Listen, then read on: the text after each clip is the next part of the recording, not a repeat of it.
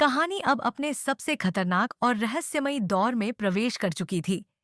रिंकी और उसकी मां के जेल पहुंचने के बाद सभी को लगा था कि आखिरकार बुराई का अंत हो चुका है और विक्रांत व सत्य की जिंदगी में फिर से खुशियों ने दस्तक दे दी है। परिवार के लोग राहत की सांस ले रहे थे।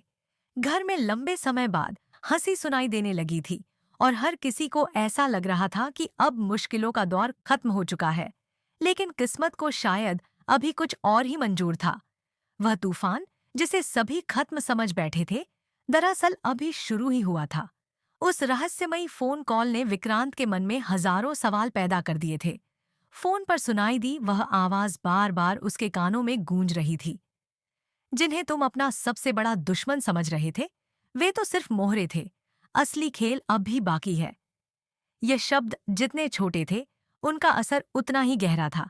विक्रांत समझ चुका था कि कहानी अब भी खत्म नहीं हुई है। कहीं न कहीं कोई ऐसा इंसान मौजूद था जो पर्दे के पीछे रहकर सबकी जिंदगी से खेल रहा था। उस रात विक्रांत को बिल्कुल भी नींद नहीं आती। वह अपने स्टडी रूम में बैठकर पुराने केस की फाइलें, दस्तावेज और सबूतों को दोबारा खंगालना शुरू कर देता है। कमरे में सिर्फ टेबल लैंप की हल्की रोशनी जल रही होती है। बाहर गहरी खामोशी छाई होती है, लेकिन उसके मन में सवालों का शोर लगातार बढ़ता जा रहा होता है। एक के बाद एक फाइल खोलते हुए वह उन सभी घटनाओं को जोड़ने की कोशिश करता है जिन्होंने उसकी जिंदगी को बर्बाद कर दिया था। अचानक उसकी नज़र एक पुरानी फाइल पर पड़ती है जो काफी समय से बंद पड़ी थी। जब वह उसे खोलता है तो अंदर मौजूद एक दस्तावेज देखकर उसके चेहरे का रंग उड़ जाता है। उस दस्तावेज पर ऐसे व्यक्ति के हस्ताक्षर होते हैं जिस पर उसने हमेशा आंख बंद करके भरोसा किया था। वह व्यक्ति परिवार के बेहद करीब था।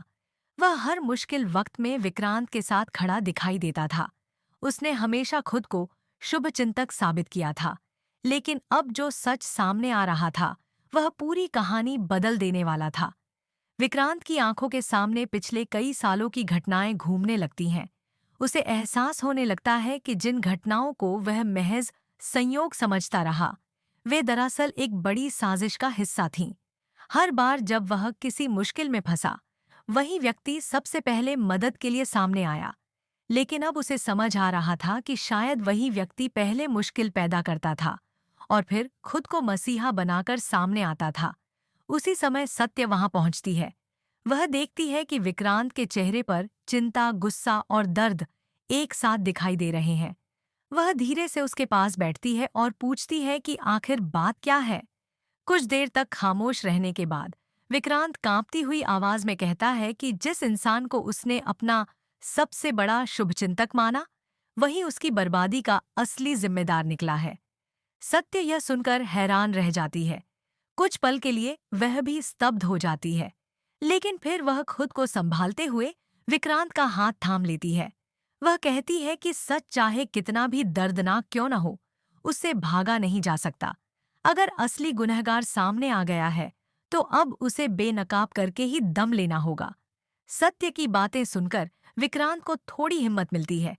दोनों मिलकर फैसला करते हैं कि इस बार वे कोई जल्दबाजी नहीं करेंगे और हर कदम बेहद सावधानी से उठाएंगे। दूसरी तरफ जेल में बंद रिंकी की हालत भी खराब होती जा रही थी। वह पूरी रात बेचैनी में करवटें बदलती रहती है।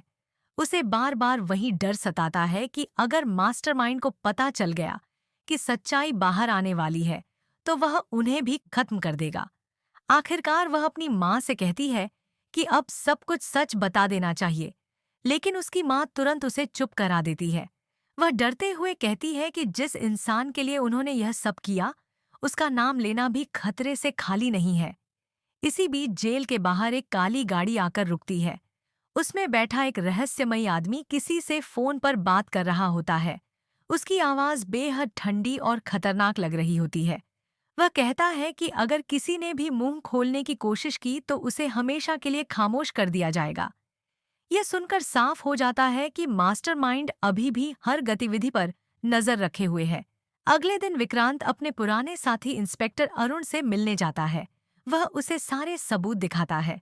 अरुण भी दस्तावेज देखकर हैरान रह जाता है। वह कहता है कि अगर यह सच है तो मामला उनकी सोच से कहीं ज्यादा बड़ा है। इसका मतलब है कि पिछले कई सालों से एक बहुत बड़ा खेल खेला जा रहा था। उधर घर में भी अजीब घटनाएं शुरू हो जाती हैं। रात के समय किसी के घर के बाहर घूमने की खबर मिलती है। कभी कोई अनजान व्यक्ति गेट के पास दिखाई देता है तो कभी किसी अज्ञात नंबर से धमकी भरे फोन आने लगते हैं। परिवार के लोगों को महसूस होने लगता है कि कोई उन पर नजर रख रहा है, लेकिन सत्य इस बार डरने के बजाय और ज्यादा मजबूत हो जाती है। वह पूरे परिवार को हिम्मत देती है। वह कहती है कि उन्होंने पहले भी बहुत मुश्किलों का सामना किया है और अब पीछे हटने का सवाल ही पैदा नहीं होता। उसकी हिम्मत देखकर परिवार के बाकी लोग भी मजबूत बनने लगते हैं। कुछ दिनों बाद विक्रांत को एक और बड़ा सुराग मिलता है। एक गुप्त बैंक ट्रांजैक्शन की जानकारी सामने आती है जो सीधे मास्टरमाइंड तक पहुंचने का रास्ता दिखा सकती थी। यह जानकारी साबित करती थी कि कई लोगों को पैसे देकर साजिश का हिस्सा बनाया गया था। अब धीरे धीरे पूरी तस्वीर साफ होने लगी थी। इसी दौरान कहानी में एक और बड़ा ट्विस्ट आता है। विक्रांत को पता चलता है कि मास्टरमाइंड सिर्फ उसकी नौकरी और परिवार को बर्बाद करना नहीं चाहता था। उसका असली मकसद कहीं ज्यादा बड़ा था। वह शहर में होने वाले एक बड़े अपराध की योजना बना रहा था। विक्रांत समझ जाता है कि अगर उसने समय रहते उसे नहीं रोका तो बहुत बड़ा नुकसान हो सकता है। अब कहानी सिर्फ निजी दुश्मनी तक सीमित नहीं रह जाती। यह न्याय और अपराध के बीच की लड़ाई बन जाती है। विक्रांत अपने पुराने पुलिस नेटवर्क को सक्रिय करता है। कई अधिकारी उसकी मदद के लिए आगे आते हैं। सभी मिलकर उस रहस्यमयी व्यक्ति तक पहुंचने की कोशिश करने लगते हैं। दूसरी तरफ मास्टरमाइंड भी अपने अगले कदम की तैयारी कर रहा होता है। वह अपने लोगों से कहता है कि विक्रांत को किसी भी कीमत पर सच तक पहुंचने नहीं देना है। उसकी आंखों में खतरनाक आत्मविश्वास दिखाई देता है। उसे लगता है कि उसका राज कभी सामने नहीं आएगा। कहानी के अंतिम दृश्यों में विक्रांत अपनी पुलिस वर्दी पहनकर आईने के सामने खड़ा होता है। उसकी आंखों में पहले से कहीं ज्यादा दृढ़ निश्चय दिखाई देता है। सत्य उसके पास आती है और मुस्कुराते हुए कहती है कि इस बार जीत सिर्फ उनकी नहीं बल्कि सच की होगी। विक्रांत भी मुस्कुराकर सिर हिलाता है। उसी समय शहर के किसी अंधेरे कोने में बैठा मास्टरमाइंड एक फाइल खोलता है जिसमें विक्रांत और उसके परिवार की तस्वीरें लगी होती हैं। वह तस्वीरों को देखकर धीमे से मुस्कुराता है और कहता है, तुम्हें लगता है कि तुम सच के करीब पहुंच गए हो, लेकिन असली खेल अब शुरू होगा। कैमरा धीरे धीरे उसके चेहरे की तरफ बढ़ता है, लेकिन ठीक उसी समय स्क्रीन अंधेरी हो जाती है। उसकी पहचान अब भी रहस्य बनी रहती है। उसकी खतरनाक हंसी पूरे माहौल में गूंजती रहती है और कहानी एक बड़े सस्पेंस पर खत्म हो जाती है। क्या विक्रांत उस मास्टरमाइंड का चेहरा दुनिया के सामने ला पाएगा? क्या रिंकी और उसकी मां आखिरकार पूरा सच बताएंगी? क्या सत्य और उसका परिवार इस नए खतरे से सुरक्षित रह पाएंगे? और सबसे बड़ा सवाल, आखिर वह रहस्यमयी इंसान कौन है जिसने वर्षों से पर्दे के पीछे रहकर सबकी जिंदगी को अपनी उंगलियों पर नचाया?